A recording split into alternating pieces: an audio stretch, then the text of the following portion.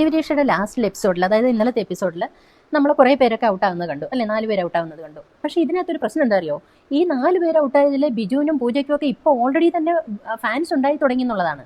പൂജയ്ക്കൊക്കെ അനുകൂലമായിട്ട് പ്രതികൂലമായിട്ട് പറയുന്നവരുണ്ട്, പക്ഷെ അനുകൂലമായിട്ട് വളരെയധികം ആൾക്കാർ വന്നു. അതായത് പൂജ ഇഷ്ടപ്പെടുന്ന വളരെയധികം ആൾക്കാർ ഇപ്പോൾ ഉണ്ടായിരിക്കുന്നു.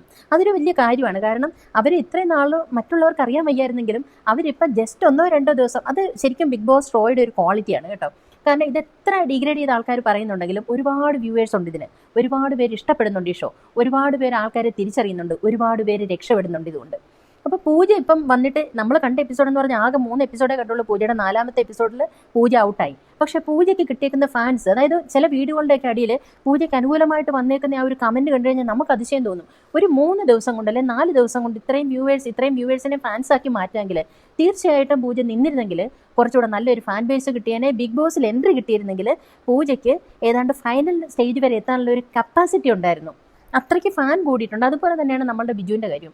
ബിജു ഈ പറഞ്ഞ ഔട്ടായി ഭയങ്കര വിഷമത്തോടൊക്കെയാണ് ആൾ ഔട്ടായെങ്കിലും ബിജുവിനുള്ളൊരു കാര്യം എന്ന് പറഞ്ഞാൽ, ബിജുവിനെ നമ്മളുടെ പഴയ ബിഗ് ബോസിലെ, അതായത് സീസൺ 7 ബിഗ് ബോസിനകത്ത് നെവിനോട് താരതമ്യം ചെയ്ത ആൾക്കാർ ഇഷ്ടപ്പെടുന്നുണ്ട്. ബിജുവിൻ്റെ ആ ഒരു സ്റ്റൈൽ ഓഫ് ടോക്കിങ് അതുപോലെയാണ് വരുന്നത്. നെവിൻ്റെ ആ ഒരു സംസാര രീതിയും കാര്യങ്ങളും ഒക്കെ വരുന്നത് കൊണ്ട് അത്രയൊരു ഇഷ്ടം, നെവിനോടുള്ള ആ ഒരു ഇഷ്ടം ബിജുവിനോടുണ്ട്. ബിജുവിനും താരതമ്യം ഞാൻ പല വീഡിയോയിലും കണ്ടു, പല കമൻറ്റുകളും കണ്ടു. ബിജുവിനോടും ആൾക്കാർക്ക് ഭയങ്കര ഇഷ്ടമായിട്ടുണ്ട്. അതൊക്കെ എസ്പെഷ്യലി അദ്ദേഹം ഒരു മേക്കപ്പ് ആർട്ടിസ്റ്റ് ആയപ്പം അദ്ദേഹത്തിന് അത് വളരെയധികം ഗുണം ചെയ്യും. അതുപോലെ തന്നെ പൂജയുടെ കാര്യമാണെങ്കിലും ഇവർക്കൊക്കെ വേറൊരു ഷോയിൽ പോകാനും അല്ലെങ്കിൽ വേറെ പുതിയ ഓപ്പർച്യൂണിറ്റി കിട്ടാൻ ഒരു കാര്യമായി. പിന്നുള്ളതെന്ന് പറഞ്ഞാൽ ലൊലീറ്റയ്ക്ക് നമ്മൾ ചിന്തിക്കുന്നതിനപ്പുറമായിട്ടുള്ള ഒരു ഫാൻ ബേസ് ആണ് വന്നുകൊണ്ടിരിക്കുന്നത്. ശരിയാണ്, നമുക്ക് തന്നെ പേഴ്സണലി ഇഷ്ടപ്പെടും, കാരണം നല്ല ക്യൂട്ടായിട്ടുള്ളൊരു പെൺകുട്ടിയാണ്. അപ്പോൾ ലൊലീറ്റയ്ക്ക് അത് മാത്രമല്ല, ലൊലീറ്റയുടെ ആക്ടിവിറ്റീസും അതുപോലെ തന്നെ ചിരിയും കാര്യങ്ങളും ഒക്കെ ഓരോ ഫീച്ചേഴ്സും ഒക്കെ എല്ലാവർക്കും ഇഷ്ടപ്പെടുന്നതാണ്. ലൊലീറ്റയ്ക്ക് യങ്സ്റ്റേഴ്സിൻ്റെ ഇടയിൽ നല്ലൊരു ഫാൻ ബേസ് ഉണ്ടാകും, യാതൊരു തർക്കവുമില്ല. ലൊലീറ്റ എന്ന് ഔട്ടാകാതിരിക്കട്ടെ, ബിഗ് ബോസിൽ കയറാൻ കഴിയുന്ന ഒരു BB മെറ്റീരിയൽ ആകാൻ കഴിവുള്ള ഒരു കുട്ടിയാണ്.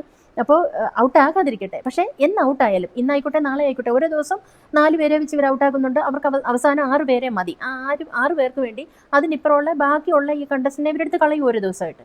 അപ്പോൾ അതങ്ങനെ നിൽക്കട്ടെ. അത് ഒരു റിയാലിറ്റി ഷോയിൽ അല്ലെങ്കിൽ ഏതൊരു ഷോയിലും നടക്കുന്ന ഒരു സംഭവമാണ്. BB മെറ്റീരിയൽ ആയിരിക്കും ലൊലിറ്റ. കാരണം അത്രത്തോളം ഫാൻ ബേസ്, യങ്സ്റ്റേഴ്സിൻ്റെ ഇടയിൽ നല്ല ഫാൻ ബേസ് ആ കുട്ടി ഇപ്പോൾ തന്നെ ഉണ്ടാക്കിയെടുത്തു കഴിഞ്ഞു.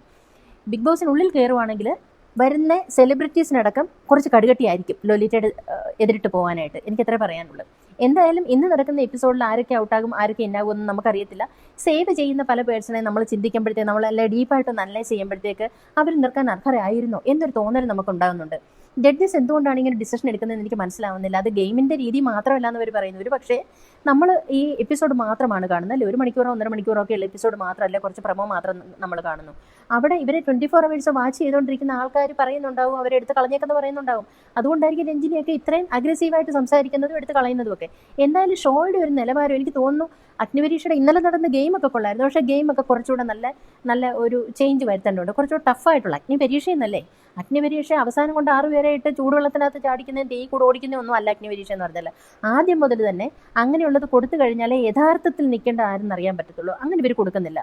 ലാലേട്ടൻ പറയുന്നത് തന്നെ പഴയ കുറേ ഗെയിമുകൾ, ലാലേട്ടൻ ഇഷ്ടപ്പെട്ട ഗെയിമുകൾ മാത്രമാണ് ഈ നടത്തുന്നതെന്നാണ് പറയുന്നത്. അതൊരു ശരിയായ കാര്യമല്ല. ടഫായിട്ടുള്ള ഗെയിമുകൾ കൊടുക്കണം. നമ്മൾ പറയാറുണ്ട് സ്റ്റാർ മാജിക്കിലെ ഗെയിമുകൾ എടുത്തിട്ട് കളിക്കുന്നത്. സ്റ്റാർ മാജിക്കിൽ തന്നെ ഭയങ്കര ടഫായിട്ടുള്ള ഗെയിമുകളുണ്ടായിരുന്നു. അതൊക്കെ ചൂസ് ചെയ്യാവുന്നേ ഉള്ളൂ. അതൊക്കെ ചൂസ് ചെയ്തിട്ട് നല്ല സ്ട്രോങ് ആയിട്ടുള്ള, നിൽക്കാനുള്ള ഒരു കപ്പാസിറ്റി ഉള്ള, ആ ഒരു ചലഞ്ച് ചെയ്യാനുള്ള കഴിവുള്ള കണ്ടസ്റ്റൻസ് വരട്ടെ. വെറുതെ നല്ലവരെ എടുത്ത് കളഞ്ഞ് മോശക്കാരെ എടുത്ത് അകത്തിട്ടുകൊണ്ട് കളിക്കുന്ന ഒരു കളി എനിക്ക് തോന്നുന്നില്ല അത്ര ഫേവറാണെന്ന്. നിങ്ങളുടെ അഭിപ്രായം എന്തായാലും കമൻറ്റായിട്ട് രേഖപ്പെടുത്തണം. ആരും കമൻറ്റ് ഇടുന്നില്ല എൻ്റെ സുഹൃത്തുക്കളെ. അതെന്തുകൊണ്ടാണെന്ന് എനിക്കറിയത്തില്ല. അറ്റ്ലീസ്റ്റ് എൻ്റെ വീഡിയോ കാണുന്നവരൊരു കമൻറ്റ് ചെയ്യൂ, ലൈക്കും സബ്സ്ക്രൈബും ചെയ്യണം. അതൊരു അടുത്ത വീഡിയോ ആയിട്ട് വരുന്നിടം വരെ എല്ലാവർക്കും നന്ദി.